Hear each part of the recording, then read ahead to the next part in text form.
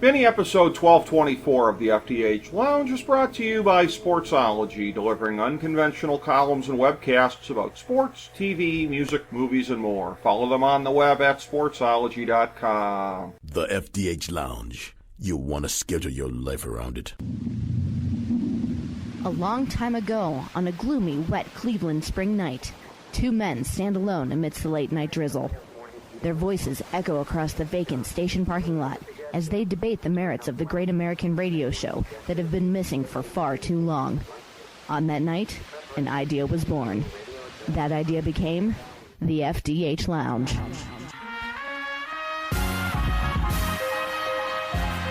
Welcome to the FDH Lounge. Hello, everyone. Welcome to the FDH Lounge. We have with us here today good friend and fellow FDH Lounge dignitary Russ Cohen and proprietor of Sportsology, joining I, Rick Morris, from the FDH Lounge. This is part 9 of our Coronavirus Crisis 2020 series. We are doing streaming recommendations for TV streaming services. We're going to be getting into the comedy, drama, and documentary genres here today. We did a pro wrestling one with FDH Lounge dignitary Jake Digman previously, but Russ and I are going to be breaking down our picks and the picks of some other FDH Lounge dignitaries in these different categories. Russ, I want to thank you for having submitted your ballot. You had some good and very thought-provoking options in your different categories. I appreciate that. I'm probably a little bit of a different bird, but I certainly have some extra time on my hands like everybody else, and I've been streaming like hell.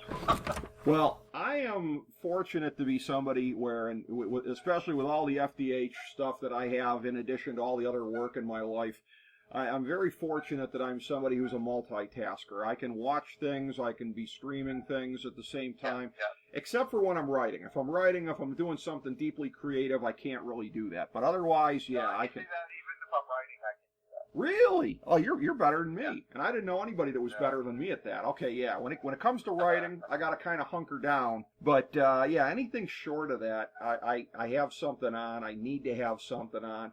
And this is a point in time, you and I just discussed this off air, where due to the COVID-19 situation, we are not going to be getting much in the way of original programming for quite some time. It's a little bit less noted out there than, the absence of sports is right now is so glaring that that's the number one thing people latch onto. But also, partially because the TV season is still ongoing, it hasn't really hit them yet that, it's a finite supply of everything, and that finite supply is about to come to an end. And, there's not going to be too much stuff out there. So ironically, as society is slowly reopening, we are still going to be needing to have stuff to watch because there's going to be precious little of it coming. It's kind of a lag effect in that way. There will be a lag effect that way. There's no question. I don't think anything's starting before July. Major League Baseball, nothing. So, and I really wonder if Major League Baseball will even come back. I think they've shown me I have the least amount of confidence in them. So I'm with you on this. Well, we talked about that off air too, and I said to you, I think there's a lot of hubris there, this notion of doing it in all the different home cities and everything like that. To me, the only thing that makes sense in any sport right now is the whole biodome thing, such that Adam Silver was talking about, where he's talking about doing it at one site or two. If you're not looking at that as the next option, and then maybe you can expand out if and when, but again, this thing ain't over yet. We might all be reopening. We've sort of come to that point where, again, the economic damage is so overwhelming at this point. I get that it's a necessity, but it's a necessity to do it in a smart way, which I think unfortunately is not happening in a lot of places. But nevertheless, people are getting the message that, hey, life is getting back to normal. Not exactly, folks. Not at all. Not if you're paying attention. It's not. No. And you being there on the East Coast, you have seen it maybe a little bit more up close than some of us. On America's North Coast, we've been fortunate here. It has not hit as bad. We were one of the early states to kind of clamp down. We were one of the early states to clamp down on sporting events as well. The fact that we had March Madness that was supposed to be here, that forced the governor's hand as far as stepping in. So we are, as we record this, not quite 2 months into the real severe part of the whole sort of lockdown that we've been under. And again, people have been needing options for stuff to watch. As we've said, this will continue to be the case for some time to come. And at the FDH Lounge, we are here for you. We got this kind of stuff. We got the recommendations. We're going to do 3 categories here today: comedy, drama, and documentaries. We'll start out with comedy recommendations. You, Russ Cohen, your 3 recommendations you gave were Schitt's Creek, Will and Grace, and Fleabag. I admit to not knowing a whole lot about the last one. I know a decent amount about the first 2. Well, I mean, let's go Schitt's Creek, though, because it Sure. seemed like for a while I was the only one watching. Okay. A lot of people really caught on late. Like, they really did. It seems like a lot of people just started watching it maybe a year ago, maybe this year. Maybe because it's a Canadian series. I first was watching it on Pop, and then I found a way to get it in season, as you would like to say, on CBC. Then I lost that ability, but then luckily, I think it was season 3, they started to bridge the gap, and it was at the same time for Pop and for CBC. And then, I'll just watch reruns of it on Netflix. But it's a brilliant show. I saw them on tour. They actually did a tour. Really? And it was great. Yeah, Eugene Levy, Dan Levy, Andy Murphy, Catherine O'Hara, Emily Hampshire, and Noah Reeve were all on tour. And it was great. Like, they told stories of the show. They answered questions from the crowd. It was really good. I mean, Noah Reeve sang. Like, there was a whole thing going on. But this show is great. It's great because it's just like the family, the dysfunctional family, is perfect. And the fact that Dan Levy and Eugene Levy and Sarah Levy are all related probably made it even better chemistry-wise. So to me, you have to watch it. Like, even if you don't like the first couple episodes, stay with it. I'm telling you, it's worth it. It's one that I've been meaning to check out, and I will take your recommendation because I really enjoyed a lot of SCTV from back in the day. So as far as Eugene Levy and Catherine O'Hara, I'm a fan anyway. So yeah, I really need to check it out. So Fleabag caught me by surprise. That was one that I caught on to late, and it looks like there's only going to be 2 seasons. They're not going to be 3. But it's another one of those really good BBC shows. Like, again, BBC really does a great job. I'm telling you, and I'm not saying this to be a jerk, there's nothing that can match a good BBC show. If you catch the right thriller, drama, even comedies, it's hard to match it. Like, a good example would be like Crown, even though it's a Netflix show, it's like BBC related.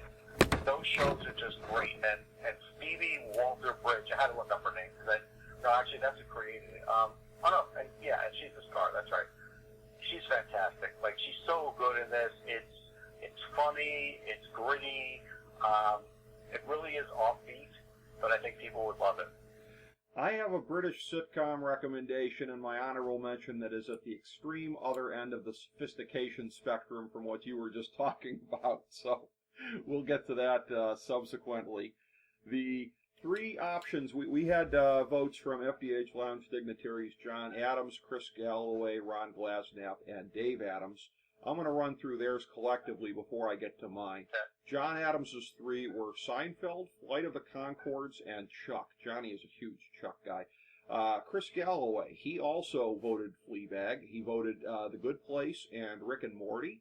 Ron Glasnap, old school on all of his. MASH, Friends, and The Dick Van Dyke Show. I'm not sure on the first and the third one where you would even necessarily stream those, but I'm sure you can find them somewhere. I think the Dick Van Dyke Show you can get on MeTV. Okay. Not sure about MASH, but somebody's like, I'm really shocked that people haven't watched them already. Like, if you haven't seen Seinfeld in some way, shape, or form at this point in your life, I don't know, you haven't been living. Right. Yeah. I mean, I'm a completist. I've seen it all over the years. For Dave Adams, he goes with Seinfeld, Cheers, and The Big Bang Theory. So those are the ones from any of those guys. And any additional thoughts on what those 4 guys recommended? I mean, I think most are good. I'm not a Big Bang Theory guy. I try. I'm not big either. Yeah. I couldn't care less. I mean, Seinfeld's one of the great ones of all time. Were there some off seasons? Yeah. I think they could have done better, but there were, like, I forget, how many seasons were there? 6? Yeah, I think so. So if there were 6, I want to say there were 4 great seasons and one that was like, and then one that was good. But I mean, again, it's hard, right? When you've been around that long, and they used to have a fair amount of episodes a year. The thing about Seinfeld that was always great, first is he's from Massapequa, I'm from North Massapequa, so he's right around my age, so I get a lot of his humor because he's from my neighborhood, essentially. Yeah. So I get that. But people who don't get that, the observational humor is always funny. It never gets old. It's pretty timeless. He doesn't have to get overly graphic or dirty, although they have some episodes that are funny that way. But, sure, the contest. But a lot of times, what was good about that show is they would be like 3 concurrent things going on at once. Yep. And you have to, sort of keep an eye on them all, like a 3-ring circus. That's what I really liked. I'll give you one more that's off the beaten path, and you can look up any one of this guy's shows. You can look up his stand-up. There's a show called Man Down. It's a British sitcom, and Greg Davies, anything he's in is great. Okay. So Greg Davies is this big, giant guy. Look him up on Netflix. He's done like 2 or 3 really good series. All right, definitely worth noting. And as far as my options that I have here for my 3, and this was very, very tough on all of mine making the cutoff. But for me, it was The Office, American version, in first place on my list, a very close second. I never thought I would love anything as much as I love The Office, but Letterkenny on Hulu is damn close. Letterkenny is right there, neck and neck. I tried Letterkenny once. I wasn't big. The Office is spectacular. Yeah. Letterkenny, I'm telling you, if you hang in there, you might really enjoy it. Or there are certain ones in particular. I will say too. We Don't Fight at Weddings. I'll recommend. If you don't love it after We Don't Fight at Weddings, then you won't love it. But I think that's the first one of season 5. And another one that I have enthusiasm for that I know you don't have as much enthusiasm for, and that is It's Always Sunny in Philadelphia. I've watched the entire thing like a dozen times through. Can't get enough of it. I told you, I got so annoyed being at a taping for one of them. It annoyed the hell out of me. I was trying to write, and they were just like getting the crowd to scream and everything else because it was at a Flyers game, and I was like, I gotta get this work done. Just shut up. See, so I don't like the show. One man's mark-out moment, which that would be my ultimate mark-out moment if I was there for that. It actually just annoyed you, which you know what that reminds me of. That reminds me that I think this is when my parents were still dating. I think on the timeline, but back in the '60s. Sonny Siebert throws a no-hitter for the Tribe. They were at the game, and they were bored out of their skulls because there was nothing happening. So, one man's trash is another man's treasure, Russ Cohen. But I also want to say that with the way I read it for these top series, it's more of like what I've streamed the last couple of years rather than what I've watched over my life. Sure. That's sort of the way I took this. Okay, yeah. I mean, if people can take this anyway, which, by the way, we noted when we were doing the wrestling one, I will personally take responsibility for any misunderstanding here. All of the ultra-modern recommendations on wrestlers that you gave, I didn't just mean wrestlers of today. Because we were going through it with me and Jake Digman, I was kind of like, ooh, I think if Russ understood this the way that I meant it, he would have put down like Bruno or a couple of these guys. I'll tell you, I'll fix the list. No, that's okay. That's okay. I take responsibility for that one. Seinfeld is the first one on my honorable mention list, which, by the way, my favorite episode. I thought the last season was one of their best, if not their best. My all-time favorite, Russ, top to bottom. To me, you can't beat The Voice. And the funny thing is that The Voice, part of it was one of the less compelling storylines. To me, it's Giant Ball of Oil and Darren the Intern. I mean, and George with being locked out of his company. That one, to me, is the best. But along very similar humor, something I've just recently... I'll tell you, honestly, my favorite episode, I think, was from the first season, and it was sort of in the vein of The Honeymooners, and it was the one with the air conditioner. Okay. And they couldn't find their car in the parking lot. Do you remember that? Yeah, that was a pretty good one. Yeah. Yeah, and, Elaine had a fish, and she's watching her fish, and they're, I just, to me, that was like, you know what? Really hard to pull off because they never left that one area. Right. The whole show was that one, So I thought that was kind of brilliant. That's true. It was. I'm going to run through the rest of mine. This is on my honorable mention. This is kind of a lengthy list, so any of these ones here, when I do the list, we could circle back and get any of the ones that if you want to talk about them. Something I've actually gotten access to recently and gotten to see, which I greatly enjoy, much along the lines of Seinfeld would be Curb Your Enthusiasm, of course. Rick and Morty, which was also on Chris Galloway's list. The League, which particularly for any fantasy sports player, you got to love that. The League, it has a lot in common with Curb and some cross-pollination in terms of the creative of it. Trailer. I'm not big on either. You're not big? Okay. No, I love both of those. You're probably not big on this next one either. Trailer Park Boys? No, not big on it. Okay. I think we're going to break the streak. Frasier. Yeah, I like Frasier. Okay. Frasier's All right. a good show. There you go. Short Poppies. It's a New Zealand one-season show. I don't know. Don't know if you can even find it anymore. Same thing with The Librarians. It's an Australian sitcom about folks working in a library. It reminds me very much of The Office. It's the same thing with the same kind of manager in charge. Great humor. Santa Clarita Diet, South Park, The Simpsons, Arrested Development, Atlanta. I'm probably the whitest person in the world that watches Atlanta. The Larry Sanders Show, Key and Peele. Oh, all right. So, there was one that you said like 4 ago that just slipped my mind now that I really did like. Arrested Development? No, before that. Okay. Santa Clarita Diet?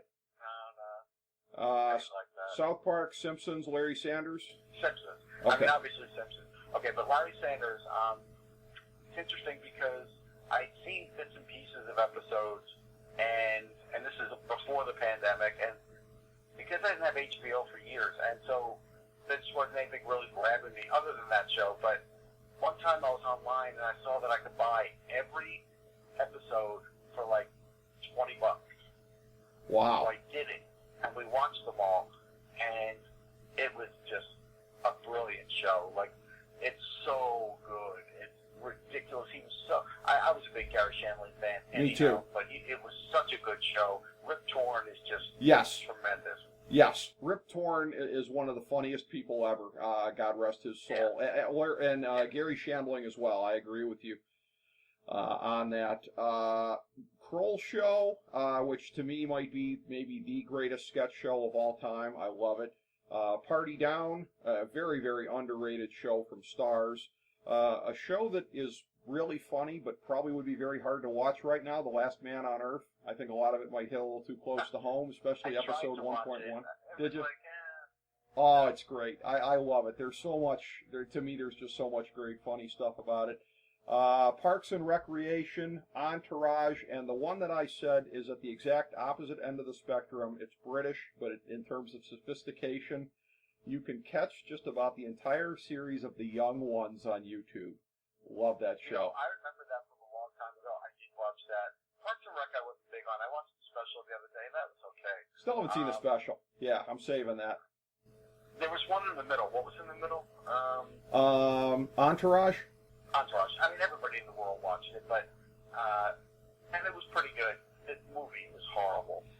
Yeah, it was. But it again, to me, Jeremy Piven, Ari Gold is one of the greatest characters in the history of anything. I mean, I could just pay to watch 3 hours of that guy ranting about stuff. Incomparable. So there's our list for comedies. For drama, I will start with you, Russ. Your 3 recommendations were A Million Little Things, Ozark, and Manifest. Of the 3, the only one I've seen is Ozark, and I love it. I just finished season 3.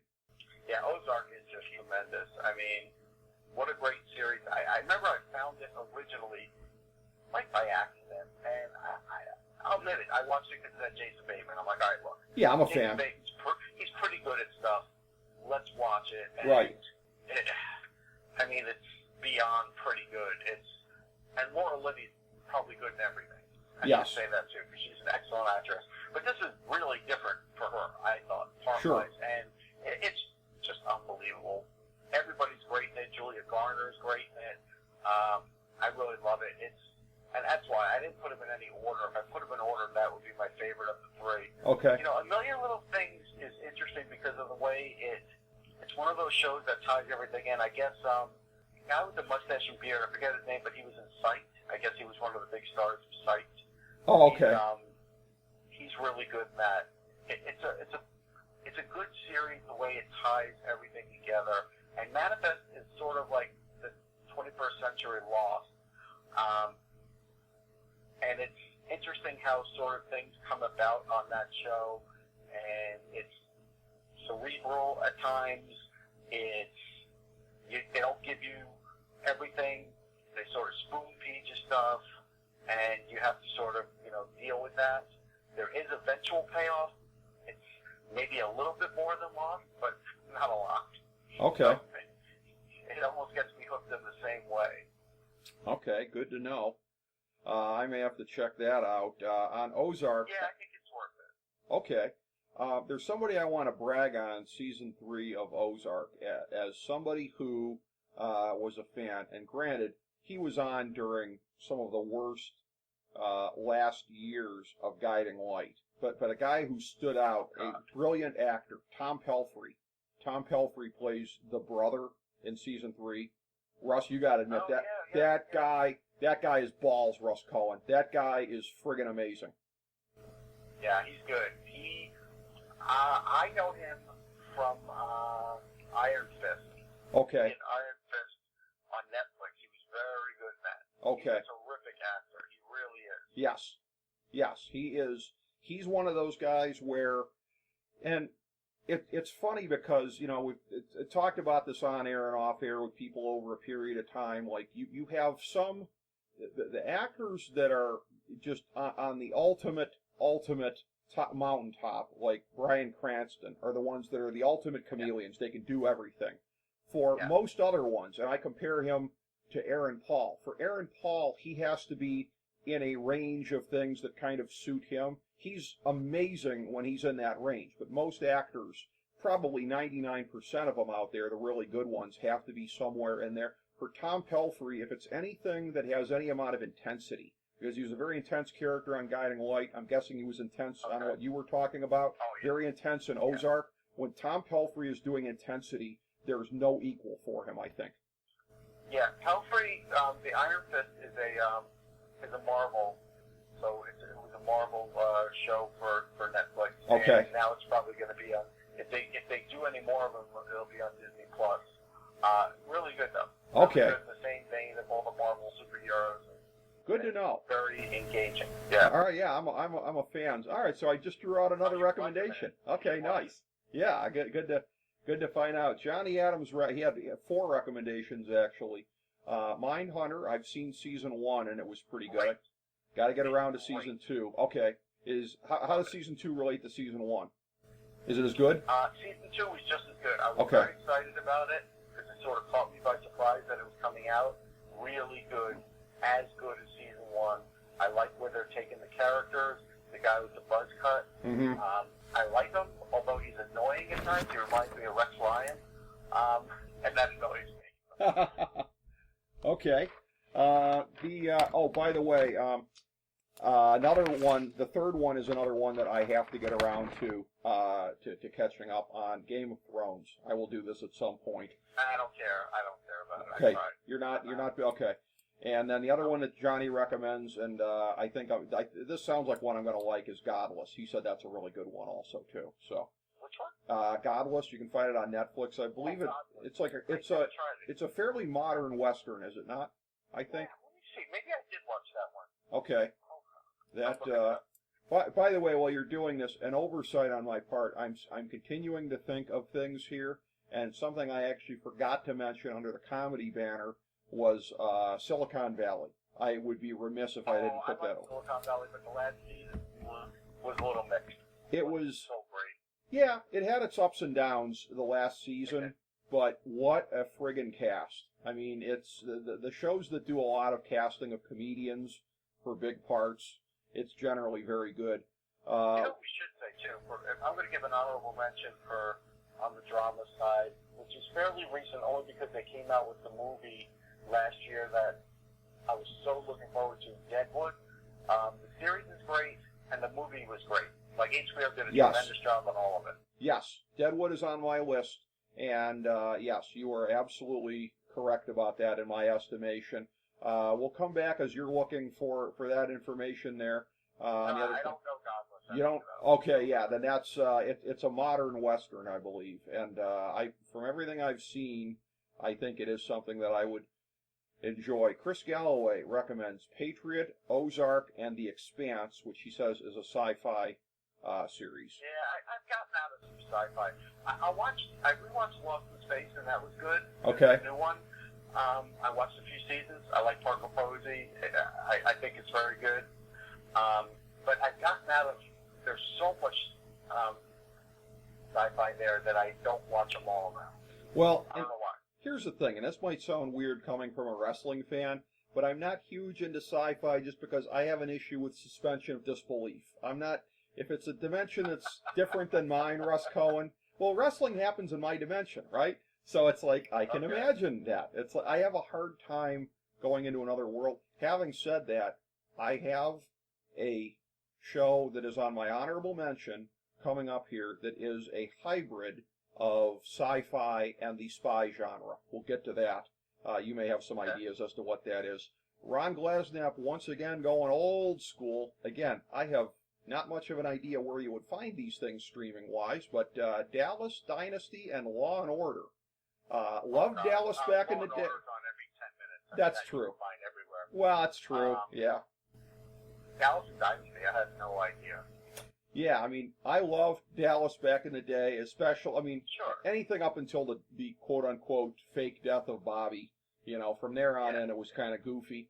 But Dynasty, some of it I liked, some of it I didn't. I was never as huge into Dynasty back in the day. I liked it. No, I liked it. It definitely had its ups They and did no downs. reboot. I didn't care about the reboot. I watched it, and it was nice just to see some of the stuff there, but then some of it was, some of it was just really weird, to be honest. So, yeah, it was, and how they tried to do the death of JR and shoot around that, it was, it's hard, you can't do Dallas without Larry Hagman, sorry.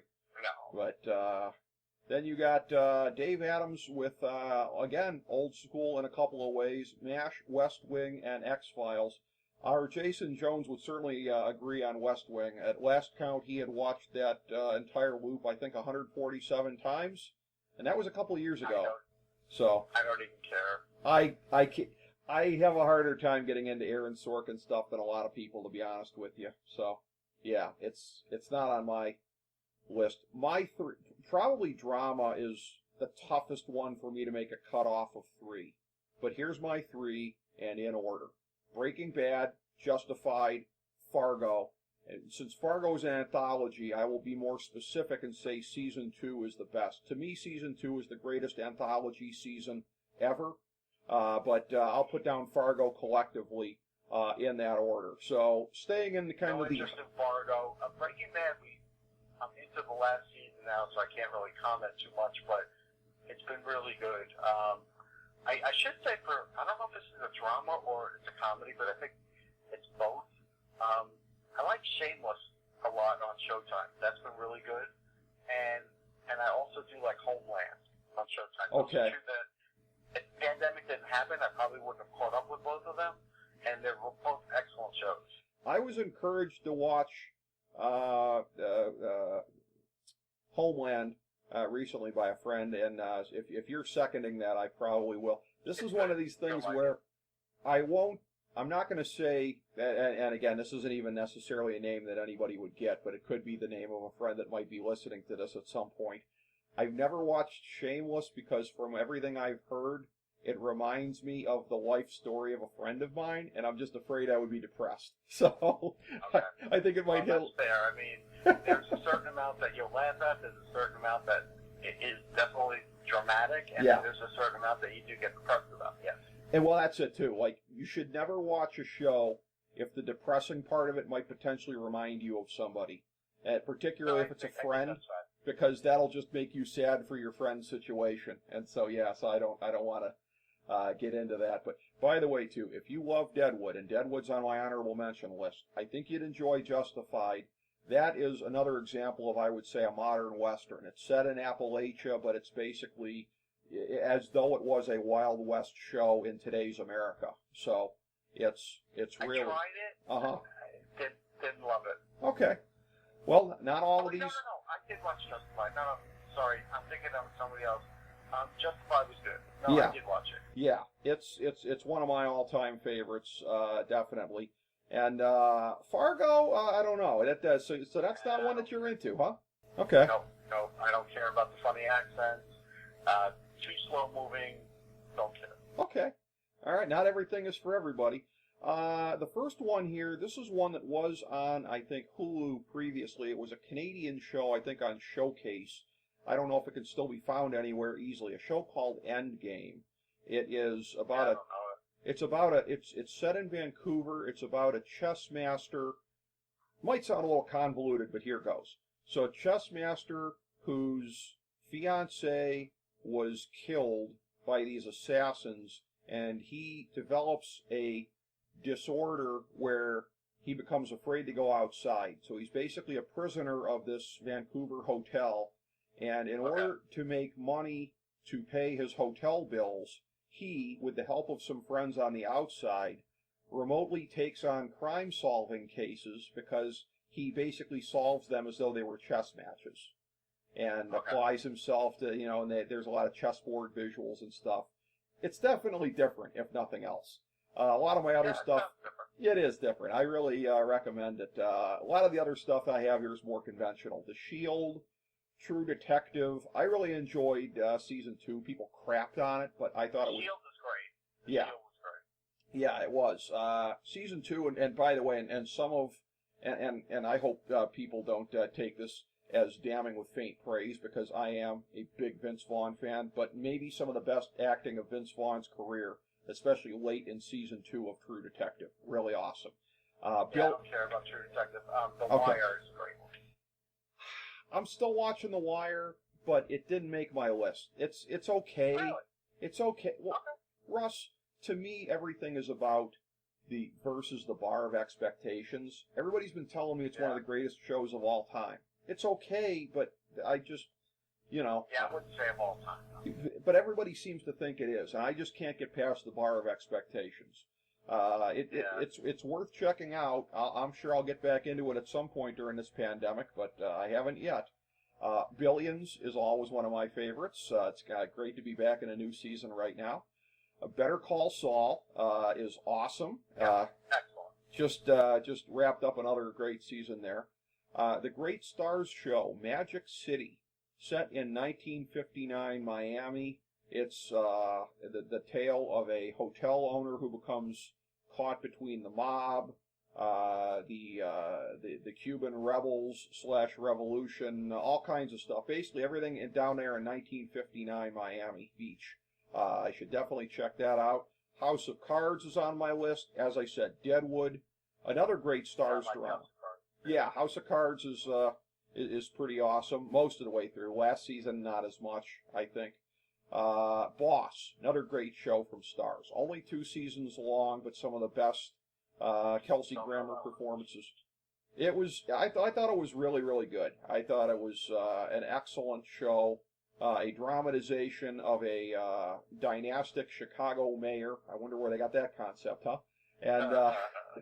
And dealing with threats to his power, and dealing with, I think, Lewy body disease, and navigating that secretly without anybody else finding out, lest they be able to exploit that on him here. Another couple of HBO shows, Oz and The Sopranos, 2 of the old school HBO dramas. Yeah, I mean, Sopranos, like, if we're doing an all-time one, sure. I mean, yeah. Again, I wasn't going to name every show. Oz, I was not a fan of, though. Okay, I haven't seen all of Oz, but I've enjoyed what I've seen. On Hulu, 11/22/63. Highly recommend it. One of my friends obnoxiously said to me, "The book was better." Well, maybe it was. I never read the book, but as a mini series, it was pretty doggone good. Speaking of Hulu, they really have low key. They really have some excellent dramas. They don't get a lot of ink for it, but they do. Shut Eye is really good. You and I both know how good Michael Donovan is, and so he is really good on that. I've never watched that show. He plays against type, which is interesting. He really plays against type, and it's just fascinating to watch in that way. The same way he does in Fargo season 2, by the way. But also The Path. I mentioned Aaron Paul before. The Path, really, really good. A dramatization of an upstate New York cult. They don't see themselves as a cult, but an excellent show. The People versus O.J. Simpson. Watched that on FX when it was on. It was really good. I recommend I'm it. not bothering. Like, don't get me involved with any OG stuff anymore. I've seen it. I've lived it. I'm done with it. The highlight of the series, to me, there are just so many things that they were doing, I think, to try to make the audience laugh. And by the way, it was funny reading some reviews because you had David Schwimmer playing Robert Kardashian. So a lot of reviewers kept referring to him as Ross Kardashian because he was doing the hangdog face the whole time, the David Schwimmer hangdog face, and it was just amazing. But there's a scene in there, like, I don't think this actually happened. I think they just put it in there to pop the audience, of where as soon as his family started getting a little bit of notoriety from the case and his daughters were like, hey, we're famous now. He's like, let me tell you, girls, it's all about the quality of your character, not being famous for fame's sake. like, I mean, I would have respect for the series if they would have showed a viewer at home when they did the split screen and they were a Knicks fan like me and getting the screen minimized and yelling at the screen like, why the hell are you doing this now? Yeah, I just learned something. So you were still seriously into the NBA in '94? I didn't know that. I was. Okay. All right. I was, Interesting. You learn something new every day. A year or two after, I was done. Really? But, okay. Yeah. Okay. Well, yeah. Once they signed with Charles Freewell, I was done. Are you watching any of The Last Dance? No. Let me tell you something. Obviously, they gave Michael Jordan final cut because one of the things that just Obviously. Yeah. Well, and he. As long as we're going to be parochial, Russ Cohen, he airbrushed the '92 Cavs right out of existence, which pisses me off. We gave them all they wanted in that series, Russ Cohen. The rest of the nation might not remember that, but I do. I mean, if they're going to airbrush stuff, I mean, this whole thing about people making Scottie Pippen out to be more than he is, again, Scottie wasn't even on the floor when Tony Kukoc tied up the series against the Knicks, but eventually lost. And Phil Jackson was mad at him. I mean, like, Michael Jordan would have never have done that. And that was, to me, that was like, when I saw Scottie Pippen do that, I was like, really? You're not going to at least be on the floor even if the ball's not coming to you? Right. Like, that was, to me, that was crazy. Also, with Jordan, it does seem like he had way too much say in this. I think he's killing Jerry Krause a little too much. I think that, what else surprised you? Well, you know what? I'll tell you what else. It seemed like they didn't cover enough the dislike between Magic and Jordan, the struggle on the Dream Team. I would agree with that. As far as Crumbs Krause, look, he is the guy that broke it up, which is stupid.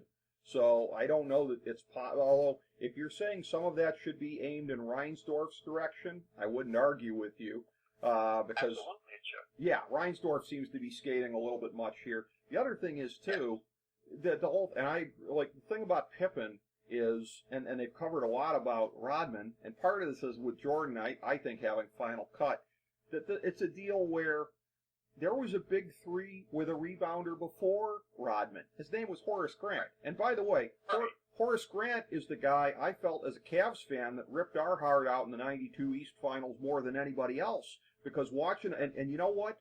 Eerie. For all the parallels between Jordan and LeBron, in the 2017 East playoffs versus Atlanta, I think it was the East Finals, Tristan Thompson did the same thing to Atlanta and was a key player. The way that you rip the other team's heart out is with offensive rebounds. Because the Bulls would come down, Jordan or Pippen, anytime they'd miss a shot, I missed a shot. Oh, crap! They got the ball back. Horace Grant did that to us the whole series. That's the worst feeling. Yes. And what happened is, because Jordan blames him for being the leaker for the Jordan rules, he basically got airbrushed. And I was like, that's the minute I knew Jordan had final cut. Like, if you're not giving Horace Grant any credit, then, it's crap. I'm still watching it. Yeah, to me, it's no longer a documentary because he edited the documentary, so it's not a documentary. Yeah, And this right here, this is a little sneak preview. Ben Chu and I are going to do a little recap of it afterwards. We'll talk about it afterwards.